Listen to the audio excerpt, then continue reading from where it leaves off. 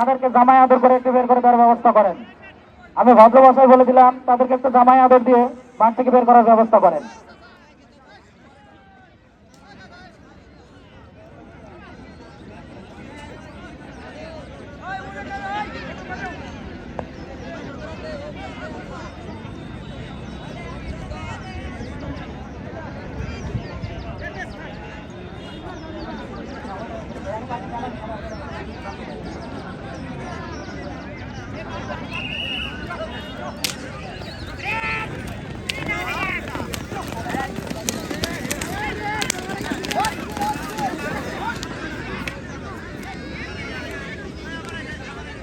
কাণ্ড রই ব্যাপার শুরু হয়ে গেছে বাঘের সিংহের লড়াই।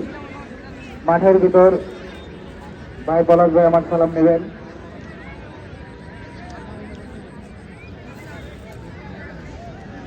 কাণ্ড রই ব্যাপার শুরু হয়ে গেছে সেই মারিং কাটিং ঘোড় দৌড় প্রতিযোগিতা।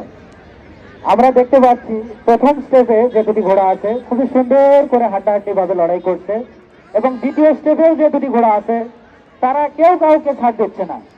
প্রথম স্টেপের ঘোড়া দুটিও প্রতিযোগিতা করছে এরপরে যে চারটি ঘোড়া প্রস্তুত থাকবেন, সাইদ নাটের বাদশাহ, শাহিন ধানগড়া চৌতিরানি, আলমগীর সন্তান মেঘরাজ, জিয়া চাঁদপুর কালোরাজ।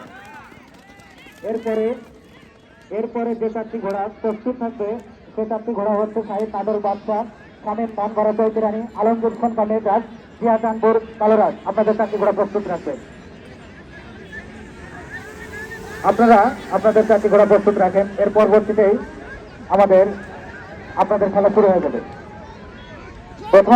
প্রথম ধাপে যে দুটি ঘোড়া গিয়েছে অত্যন্ত সুন্দরভাবে তারা প্রতিযোগিতা করছে, এবং দ্বিতীয় ধাপে যে দুটি ঘোড়া গিয়েছে তারাও কেউ কাউকে সাথ দিচ্ছে না। আমি রতন মেম্বার কাকাকে মঞ্চে আসার জন্য আহ্বান জানাচ্ছি। সীমাবাড়ি ইউনিয়ন পরিষদের মেম্বার রতন কাকা, আপনি যেখানে থাকেন না কেন অতি দ্রুত আমাদের মঞ্চে চলে আসেন। সুন্দরভাবে তারা প্রতিযোগিতা করে আসছে।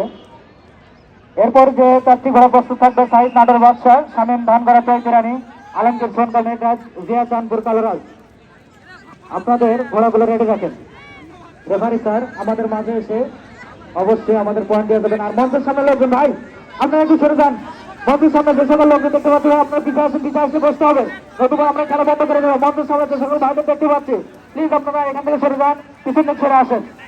আপনাদের কারণে মেলা পরিবেশ নষ্ট হলে আরো 2-10 দেখতে পাবে না। এটা একান্তভাবে আপনাদের কারণে আমাদের মেলা পরিবেশ নষ্ট হচ্ছে।